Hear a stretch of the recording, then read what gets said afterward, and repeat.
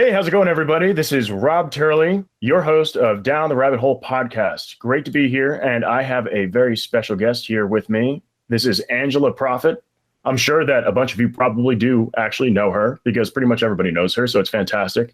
She's an influencer, she's a master marketer, and she's got a lot of skills when it comes to being productive and overall just getting shit done. So please, Angela. What's up, Rob? It's great to be here today. I'm excited to chat with you and your audience. Yes, good to have you. So a little bit about you first. I'm sure people want to know, if they don't know who you are, what are your top 3 skills, do you think? What are your talents? My top 3 skills, I would say that, well, when it comes to really skills, I'm a master time blocker and really making sure that when I look at my calendar on Monday through Sunday, that there's a little bit of balance there. So, and that takes discipline. And so I would say that's a skill too. But my real skill is working with people and communicating with people. That is a skill in itself. I've learned how to master psychology and customize the message the way the client needs to hear it and the way my team members need to hear it. It's not manipulating. It is simply making sure that they understand what I'm saying. And is that 3? I think that's 3. That was 3. That was perfect. I mean, that's really awesome too. I'm a psychology guy myself as well. When it comes to psychology, it's a different kind than you. You're more about relaying the message to the public so people can hear you, so they can feel you, so they can really relate to you. When the side of psychology for me is more of the analytical, understanding why people are thinking the way that they're thinking, why they're feeling the way they're feeling, what decisions that they're thinking of making, how they need to hear things to better improve themselves. And I do a lot of sales psychology, but it's based off of childhood and relationship psychology. Why are they the way that they are? And then relationship psychology, where sales is just pretty much like dating. So it's pretty cool that way. And saying things the way that they need to hear it in order to move forward or to make decisions faster, more effectively, and to understand what a strategy is. So that's a very different area that I'm pretty good in versus what you're doing, which is, I mean, the difference is like is a stark difference. It is huge gap right there. So I think our 2 heads together is a pretty interesting thing. If we were to like team up on something and make it happen, it would be quite an out. So fun. I love it. I love people who understand psychology because everything starts with understanding people and the psychology of people. And once you really start to understand that, which starts with yourself first, you've got to be self-aware first to know how the different personalities really see you first. And once you master that, life becomes really easy. It really does. It's true. You do have to understand yourself before you can understand others, because if you're at war with yourself or an impasse or don't have that understanding, how do you expect to understand how other people feel when you are uncertain about the way that you feel? That's going to actually skew your judgment and your thought behind what that is. So how are you supposed to really, I don't even know how to put this. It's like, if you're checked out, how can you check into someone else? You need to be checked in to check into someone else. It's like the lights are on and no one's home. It doesn't work that way. And it's so easy these days with social media because I can go to someone's Pinterest board, for example, and look at how their Pinterest board is organized. And I just know what type of personality they are and how I need to communicate with them. Same thing with our website intake form. We ask a lot of specific questions. So based on what you choose in the drop-down menu, the fields are going to change and they're going to be custom to what you're choosing. Based on how you fill out my form, I know what type of personality you are.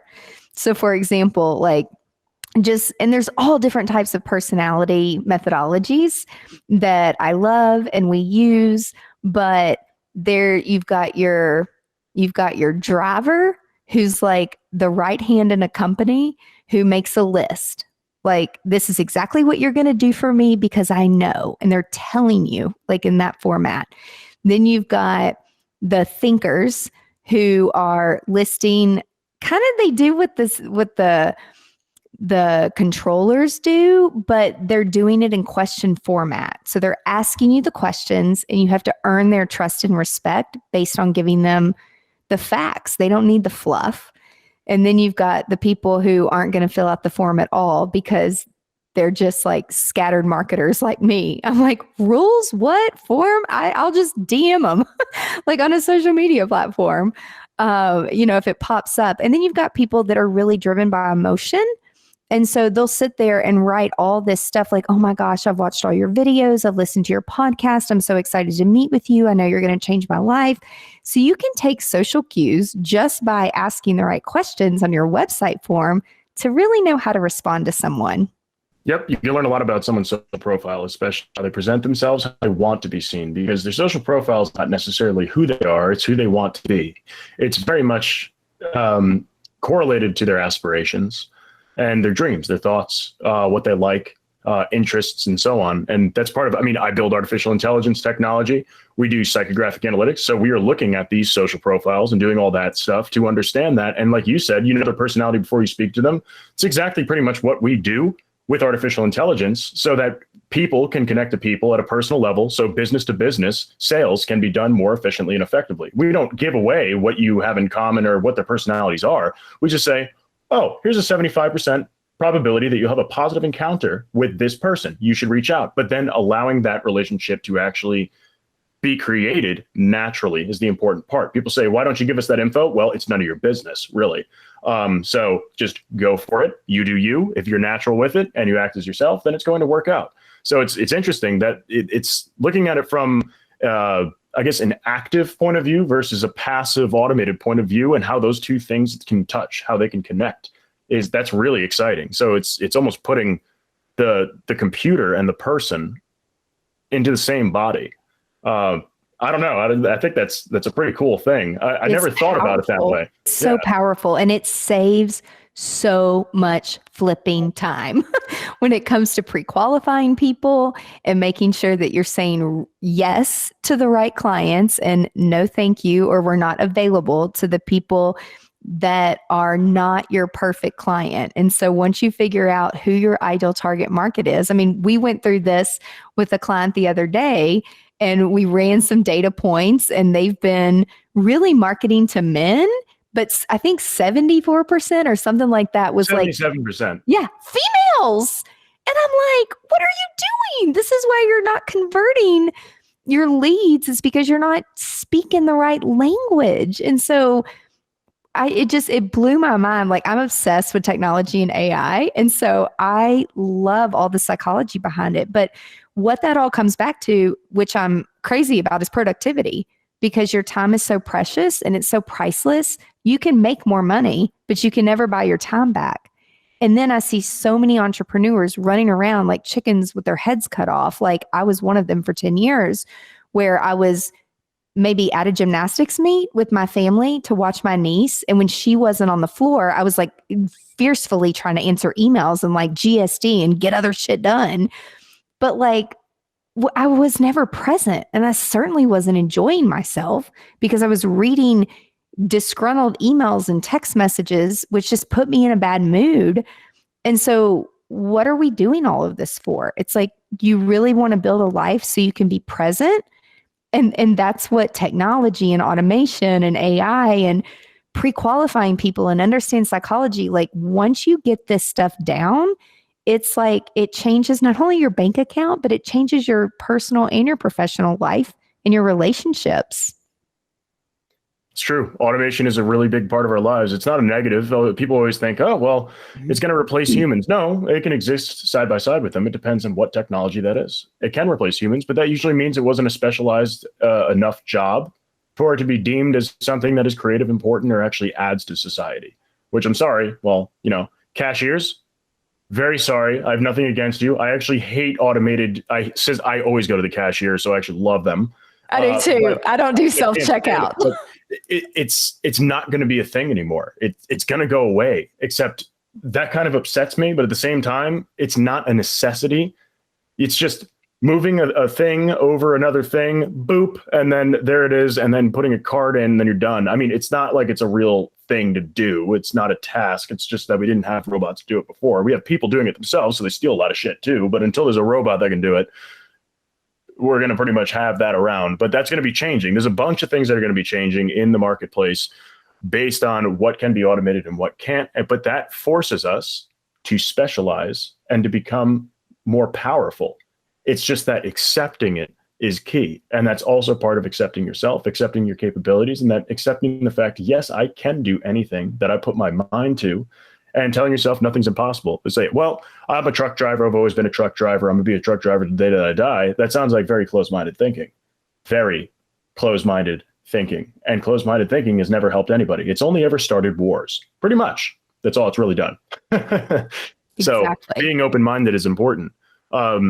So speaking of being open-minded, what do you think about that? And how important is that to you within your endeavors? I couldn't tell you the last time I've been to a store. So I always have everything delivered through Amazon Prime. And my mother is like, you are the spoiled generation. You spend stupid money. And I'm like, well, you're from the coupon clipping generation and you want to spend your Saturday going to 7 different stores to get the best deal. So let's think about this.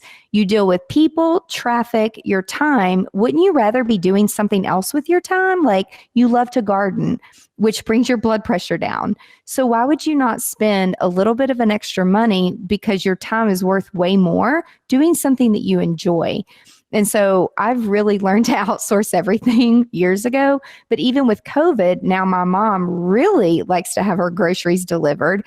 And now she's like, well, she uses my Prime account for everything. She's like, can you get these vitamins and can you get these dog treats? I'm like, we're just going to set up a subscription service. So you're going to get all this shit once a month. And then when you don't want it anymore, you tell me and then I'll cancel the subscription. So it's like you're trading time for a little bit of money. But the way I see it is whenever I have my groceries delivered, it still takes a person. They're not using robots yet to go to the shelves and pull the products. And then it's taking people. Now, I know drones in some of the cities are delivering things, but I have people come up on my front porch multiple times a day delivering shit to me because I don't want to go anywhere because first I had COVID and I never want it again. And I'm afraid until I get a vaccine. But from a time perspective, just think about how much time you save when you don't get in your car. You don't, and depending on where you live, like in LA and New York, the traffic is crazy. And then you get disgruntled because someone's flicking you off. Like there's so many little components that people can change their mindset and offer other people jobs by creating those opportunities. So I love all the change stuff because if it takes a cashier job away, then it's creating more positions for people to have to go pull the groceries and then people have to deliver it. Just like a lot of restaurants have survived during COVID, they completely pivoted to takeout. So instead of serving someone at a table, you now had to get in your car and drive it to someone. But I know like I'm a good tipper. Like the Door Dashers love coming here. So it just, I like it. Like I love all of this change. Like everything is good. Change is good. Change is good. And a lot of things have stayed the same archaic way that they've always been. If it ain't broke, don't fix it, right? Right. And that is the most dangerous term, in my opinion. If it ain't broke, don't fix it applies to like a chair or a table or something else inanimate completely. But everything can be fixed or it can be made better. There's always room for improvement, especially in business, Always. especially in your personal life, especially in your psychological well-being. There's always something better that you can do. And there's always some sort of room for improvement. And if you're against improvement and change, you're trying to fight the natural order of the universe. The universe is lazy and chaotic. That's how it works. It's entropy. And if you're not able to support that idea or at least give into it at some level, you're not going to be that happy with the things that are happening around you, and you're going to let your environment control you. Should never let your environment control you. The only thing that the environment cannot control is your mind, because your mind does not exist within this plane. It doesn't weigh anything. It doesn't exist anywhere. Your brain is just a bunch of electrodes that are shooting electrons all over your body to tell it to move or to twitch or to do whatever else. There's nothing in there that actually creates a personality or like an actual consciousness. So don't let your environment affect that, because it's not in this environment. There could be the worst things happening in your life, but guess what? You could choose to be happy. You could choose to be sad. You could choose to be depressed. It is a choice. It is all a choice. If you have a chemical imbalance in your brain, sure, it may not be because you have a predisposition to something, sure. But then you can help work through it, and habits can be changed. And I think the direction that we're headed with all this change, all the new technology, everything that's happening is for the best of things. It's just that we need to find the next thing where people are needed in the first place, which will be the next step up, more specialized. We're going to be better, faster, stronger, and it's going to be a different kind of job that's going to be the low-end job. It's not something to fear. It's something to embrace. And if you don't embrace it, that's when it becomes scary. Yeah, absolutely. I mean, as an entrepreneur, I feel like entrepreneurs are the innovators and the leaders of creating the change. And then a lot of people that don't like change, or people that, work for these large companies that do the same thing every day, they're out there ranting about, oh my God, can you believe that there is a car that is like driving itself and how awful? And I'm like, you don't even know what you're fucking talking about. Like, seriously, like, do you know what you're talking about? And so it's the people that drive me crazy that comment and talk about things when like they're not even part of that innovation or that change. It's crazy to me. But if you want a different result, you know the saying, it's like the rat on the wheel. If you do the same thing over and over, you're going to get a different result. And so if something makes you sad or unhappy or pissed off, you've got to change something to get a different result. And the world is changing so fast, but I am so glad that my brain is wired the way it is, because sometimes I go to a conference and I come back and my team's like, oh shit, what'd you learn this time? What are you going to try to change or implement this time? And it kind of freaks them out because they get into this rhythm. And I'm not ever trying to like disrupt business. But what I try to get across to everybody with artificial intelligence and with change is that it takes change to elevate your business. You can't elevate your customer service for your customers if you don't innovate and if you don't keep up and make and change. And I know as humans, people hate change, but that's how we innovate. That's how we get ahead. That's why technology is where it is. And let me tell you something. If you have a spouse or a family member that has a heart attack and you go and look at heart surgery and the technology from how things were done 10 years ago, 5 years ago until now, and it ends up saving your family member's life, you love that technology, right? So it's like you're going to embrace something when it's good for you. But sometimes you have to step out as a consumer and think about the customer service experience and what's taking place there. And so when people, I remember when the first mini chat came out and we hooked it up on Facebook, and there were some trolls and some haters, and they're like, I want to talk to you directly. Like, I have a direct question for you. And we like set up our top 20 like Q&A kind of thing. And I'm like, listen, first off, you're messaging me at 1 a.m. on a Friday. I'm not going to answer you, and none of my team's going to answer you. So 90% of the time, your questions, if you would just type your question in there, an answer pops up.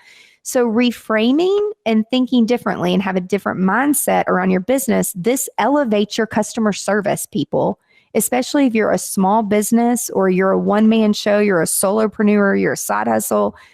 The thing that gets you business is you provide great customer service. And there's nothing wrong with AI doing that for you until you can grow and put real people in place. But guess what? I also work with a company that they have a handful of people in place that they don't automate anything. But what happens to customer service if something happened to those people? Or how are they going to handle things when they retire? Like, people don't work forever. So you've got to innovate and think bigger for your company. If you're an entrepreneur listening to this, to automate a little bit to elevate your customer service. But we all still need people. Knowledge-based industries cannot be replaced. Teaching people to do things, robots can't do that. It's one of my favorite YouTube videos is, I think it's Alexa and Siri, like going back and forth at each other, like having a conversation. And robots can't feel emotion. Guess what sells? Empathy and emotion and pain points. So if you just reframe your mindset a little bit and be thankful for some of these tech tools coming out, and then where can you use those people in your company to better themselves and yourself to make more of an impact, and let the AI do the work that is mindless work that humans don't need to be wasting their time doing that anyway. That's right. And people buy from people they like, trust, and can relate to. I say this a million times and a million times again. People buy from people they like, trust, and can relate to. It's the buyer's journey. It's the buyer's experience is what dictates that. And if you're trying to control what your buyer does, they're not going to like that. Because how would you like it if someone was controlling you to buy something the way that they wanted you to buy it? You wouldn't want to buy it. No, absolutely not. And that's why learning to communicate and to understand what somebody is thinking is so important. How do you understand what someone's thinking? Well, face-to-face contact is important to understand that, because most of our communication really is body language, really. So how do we start to understand what people are thinking? How are we able to calculate that? What are we able to do to help understand that? Well, the methodology behind that. Ask a lot of questions. If you ask your audience, guess what? Magically, they will tell you. And one of our biggest, just audiences and engagement is asking people what they want. So I'm part of a co-working space. I teach there once a month. We have GSD Power Hours, get shit done.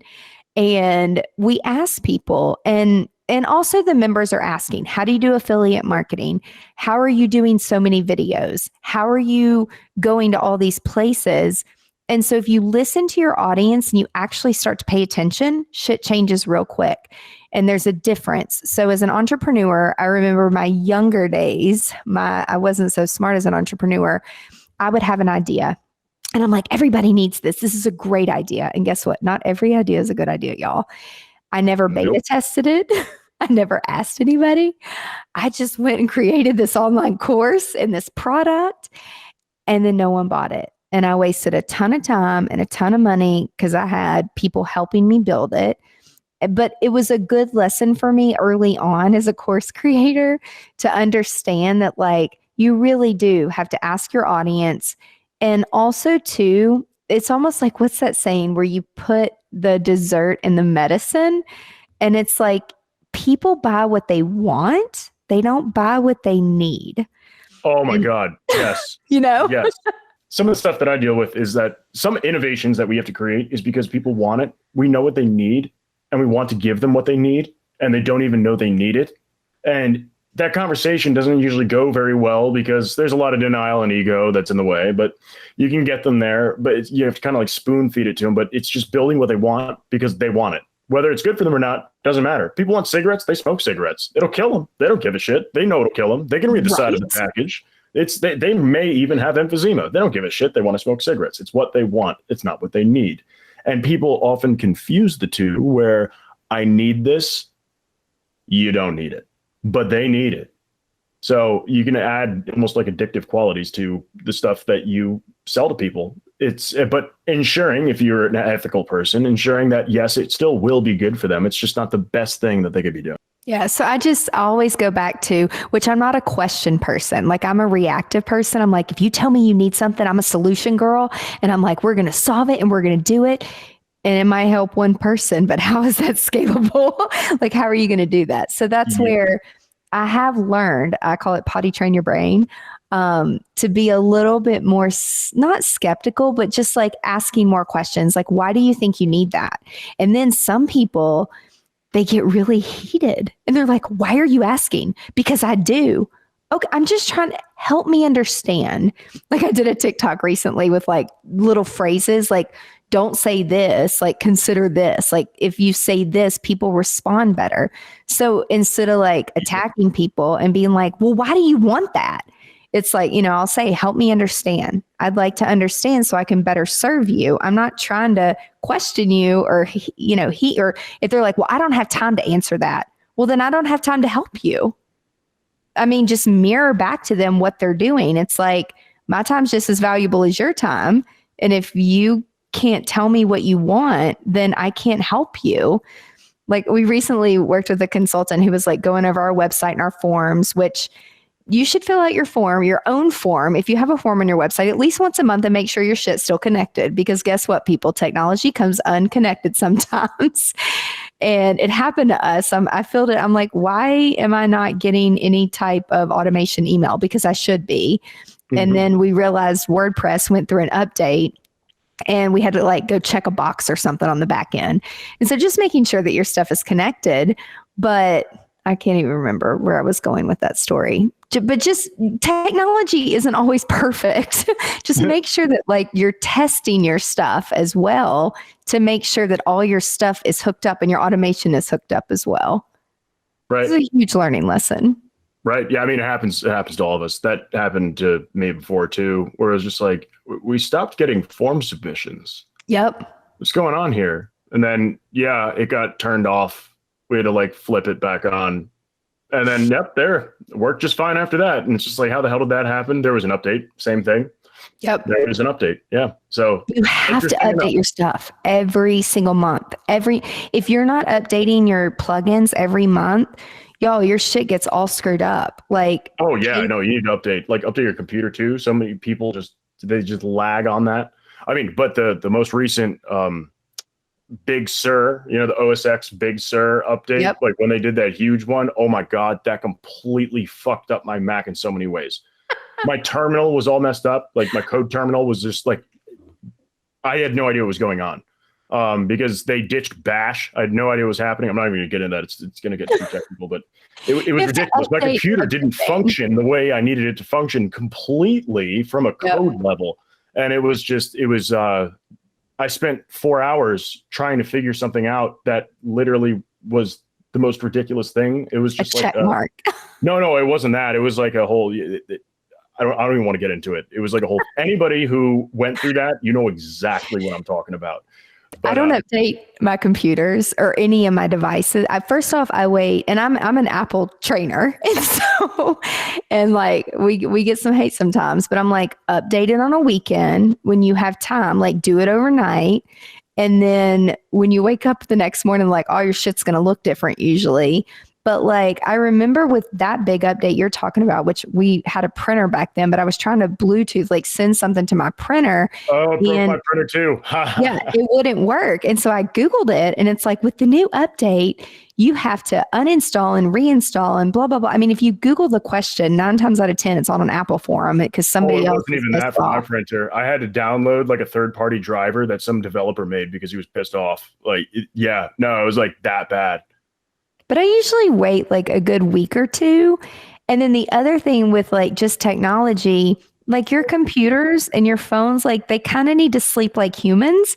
So like every Sunday, we turn off every computer, every phone just to like reset it.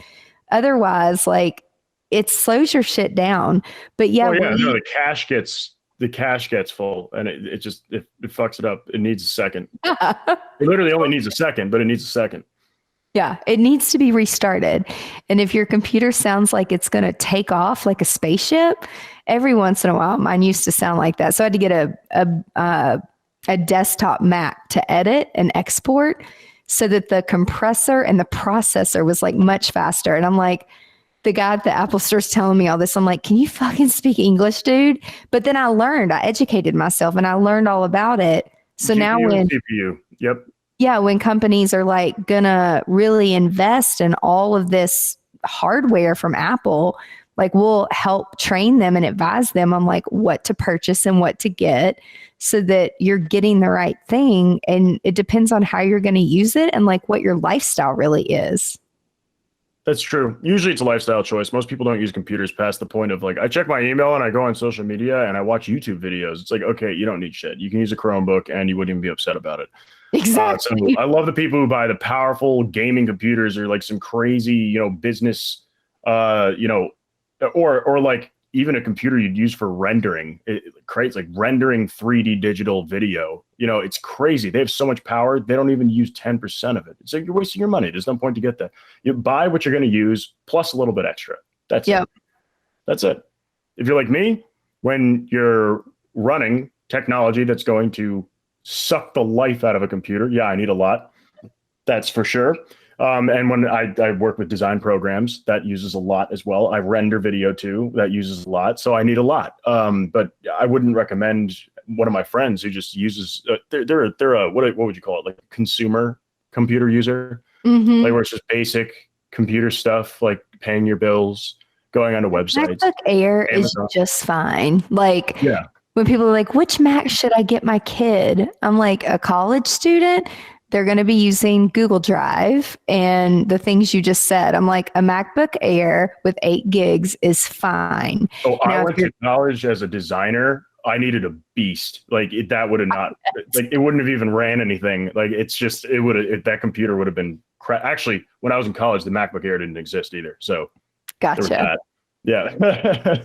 So yeah, no, MacBook Air wasn't there. I think it was created like my second year of college was the first MacBook Air, I believe. But if you're running Adobe, or like you said, if you're processing like we have a lot of GoPro footage because we keep a GoPro around everything we're doing, and like in the car for road trips and stuff, and it shoots in 4K. And so I'll put the little SD card in, and even in my MacBook Pro, like it really can't, and we don't keep anything on our computers. Like everything is in the cloud. But the processor, it can't take some of it. And so we specifically got a computer just to run Adobe and then just to edit and process like 4K. So going back to like, what are you really using it for kind of thing, is really important. Yep, that's true. That's true. So next piece, I guess we can get to here would be, well, that I'm excited about, would be the content. So Angela here is a master at creating content that people interact with. CTAs, or if anybody doesn't know what that term is, call to actions, right? And those are a powerful thing. Getting people to land on a page and actually do something, or actually fill something out, or actually successfully convert them to a sale or a follower or something along the lines of an optimal or ideal outcome that you're looking for.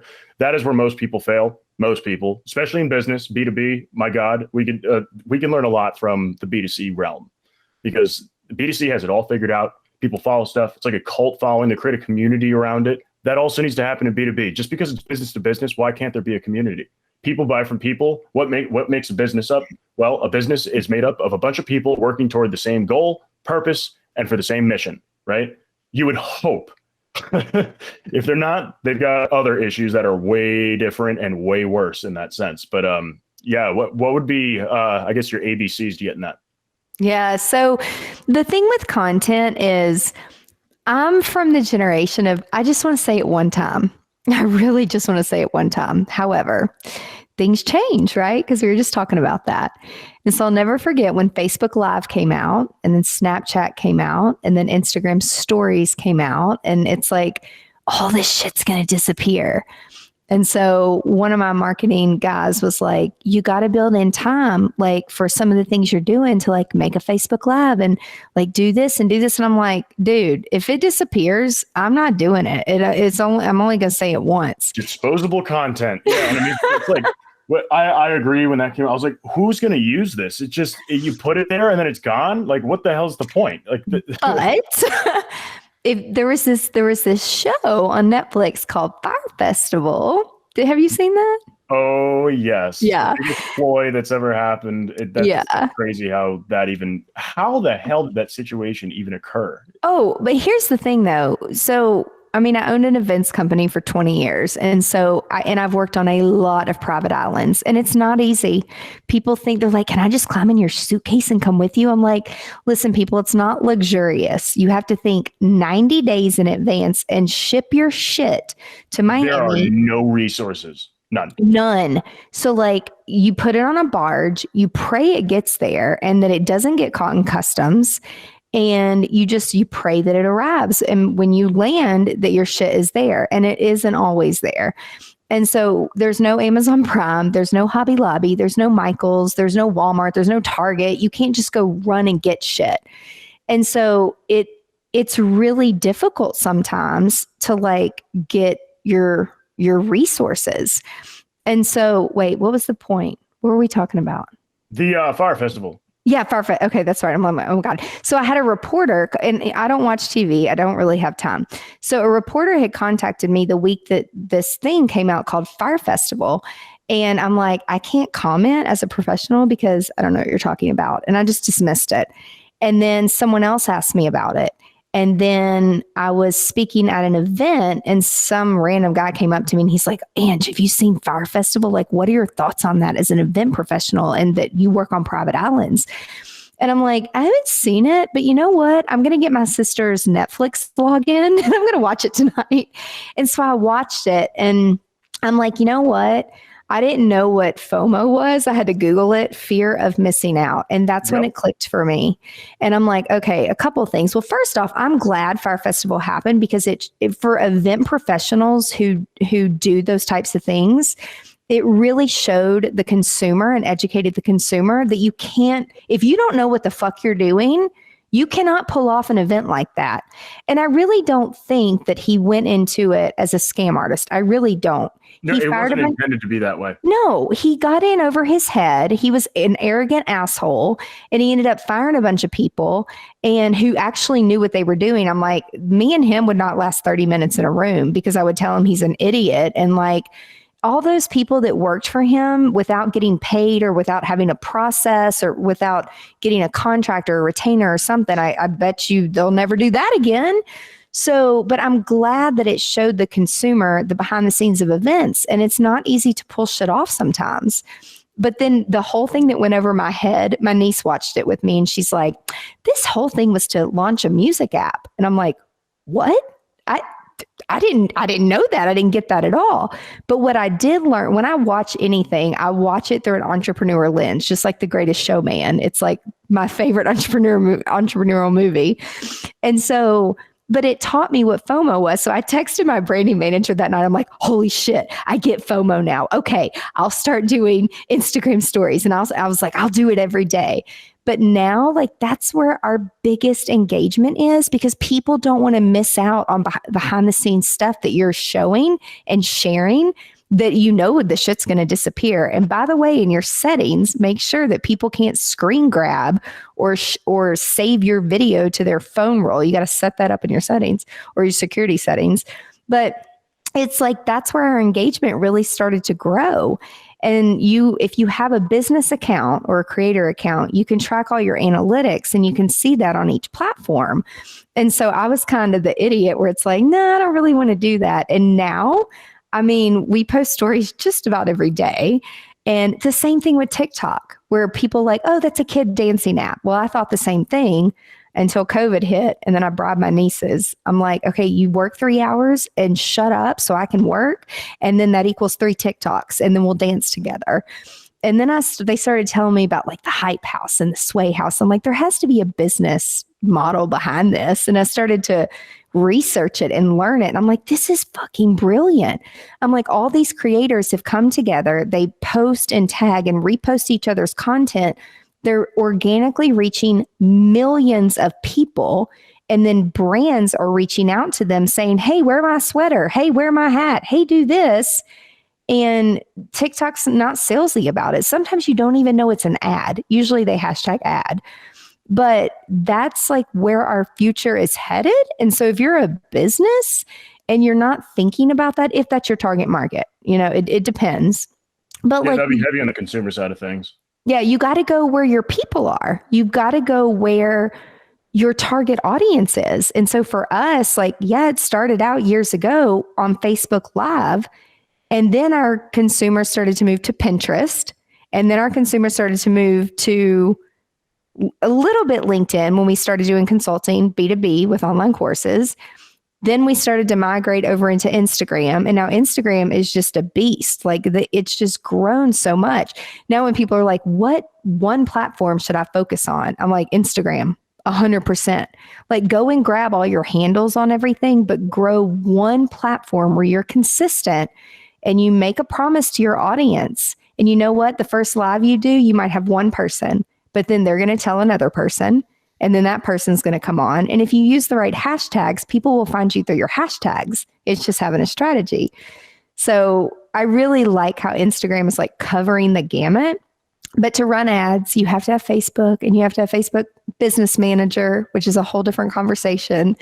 But just understanding the strategy behind all the marketing and the whole FOMO thing is you've got to lend yourself to change and jump on the new things, because that's where the people are going. As soon as Clubhouse came out. They love trends. Yes. Trendsetters are people's favorite people. And then think about influencers, what they're doing too. It's actually a science. What they do is that they prime you. They prime you like originally with something that they're posting about that gets you thinking about something. And then they frame that. And then they post another thing to get you thinking about something else. And then they tie those two things together. And then often like an ad or like an influencer ad could get placed in. So your mindset will actually go to a specific place where it's the second they post that last piece of content, it is exactly what you needed to see at that exact time to tie everything together subconsciously so that you just feel like that's what I want. That's what I need. It's all a psychological ploy. Everything.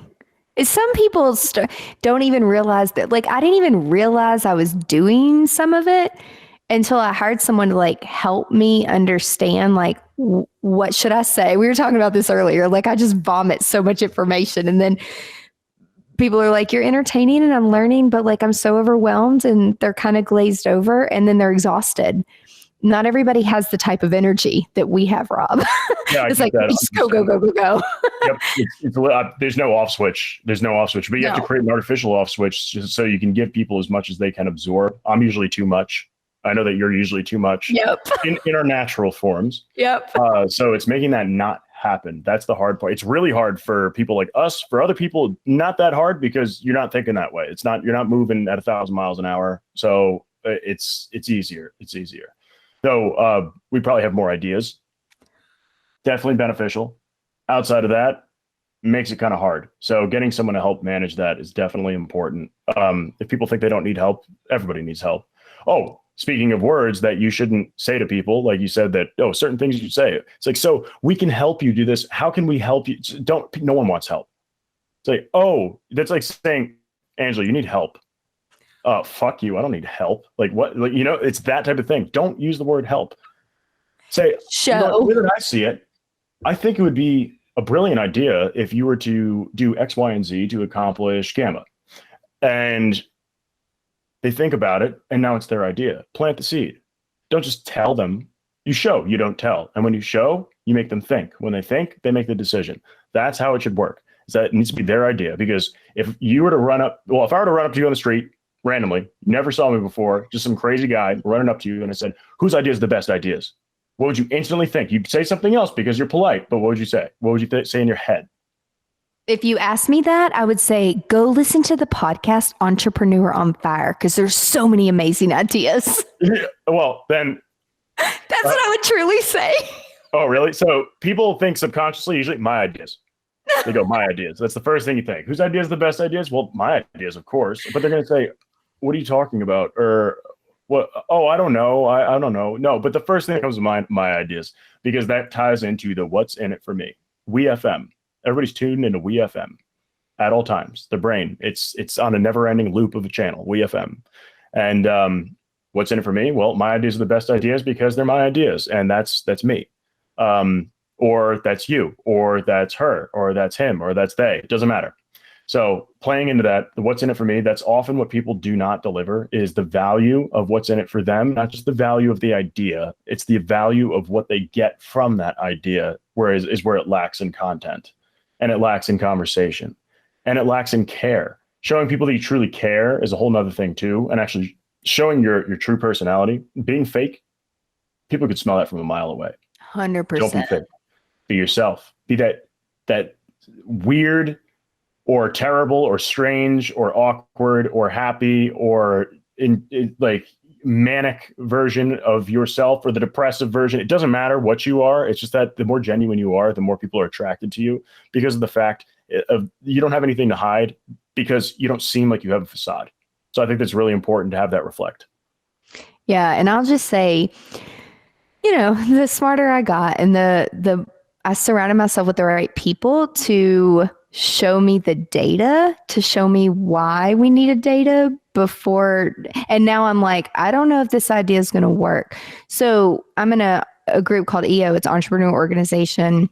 And I have been for years. And so I'm able to surround myself with a bunch of other potty trained entrepreneurs where we are trained on something called Gestalt. And so it's all about, instead of saying like, oh, do this, my idea, use this advice, it's like, well, in my experience, these are the outcomes that I've experienced. And people seem to be open to listening to that. And then from sharing an experience or a story, then they come up with an idea, or they'll say, well, what about this? Or what about this? And then then that's them opening the door, asking you for your advice. So it's kind of like back in the day when I worked in healthcare, I used to teach aerobics for a group of bariatric surgeons. And there were some patients that could not have weight loss surgery until they lost weight because it was too high risk. And it was very difficult because a lot of them had pre-existing conditions with asthma. I mean, some really bad things. So some of them we would just do water aerobics, and they would come consistently for 30 days. They were on a protein shake diet, and they would have to lose 30 to 50 pounds before they could even have the surgery. But using technology and showing them with virtual reality, like what your life could be like and how your health could be so much better, it taught me like how much technology and AI like can completely, you were saying earlier, change habits. And like I watched all these people working for these surgeons just by using virtual reality where they could actually see themselves.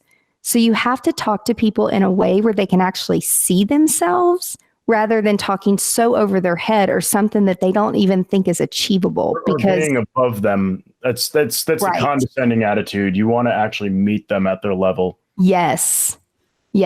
So it was really neat. And then I also got to see virtual reality work with like our NFL football team and how they were like watching and learning. And then I started using it in travel and going to different islands and showing people like all the technology and then sending the glasses to a client, and they would rent out the whole island sight unseen because they were experiencing something in 3D with virtual reality where they're like, oh my God, this is amazing. I can touch it. I can feel it. I can see it. When really they were just like living in their goggles kind of thing. So you really have to show people before they're going to feel good about making a decision sometimes. I could not agree more. And sorry, but we are out of time, unfortunately, but that's okay. We can talk all day about this shit. Oh yeah, no, we talked like 2 hours before this anyway. So yeah, yes. I hope everybody enjoyed this. She's got a lot more to say. And if you want to find out more about Angela, you could just go to her website, Angela. So the best place to start is go to gsdsecrets.com. GSD stands for Get Shit Done. So if you want to know how to be more productive, we have some free videos and free things for you there. So that's the best place to start. And then I'm Angela Proffitt, 2 F's and 2 T's, pretty much across all platforms. My favorite is TikTok and Instagram. For sure. Thank you for that, because I think your content is something that everybody can learn from. If not consume it, but learn from it, because it is very well done. I would recommend it. And I don't recommend content to anybody for anything because I'm not a content guy. So, of course. And then, again, I am Rob Turley, your host. And this podcast was brought to you by White Rabbit Intel. And if you need to know more, win more, and close often, we're your people. Sales enablement, artificial intelligence. It's awesome. So please follow the podcast. It's on Podbean. So down the rabbit hole podcast.podbean.com. And you can follow our hashtags, hashtag DTRH podcast and hashtag follow the white rabbit. And hashtag sales enablement if you want to use it in any of your sales stuff, because it's a lot of fun. Budding industry, fantastic. Everybody should be doing it. Enable your sales teams to actually have the tools to succeed. But thank you so much, and I hope you all have a great night. If you enjoyed this episode, follow Down the Rabbit Hole podcast for new episodes weekly on Podbean, Spotify, Apple Podcasts, Google Podcasts, Amazon Music, Pandora, and YouTube. If you'd like to apply to be featured on the podcast or recommend a featured guest, please feel free to email us at theteam@whiterabbitintel.com.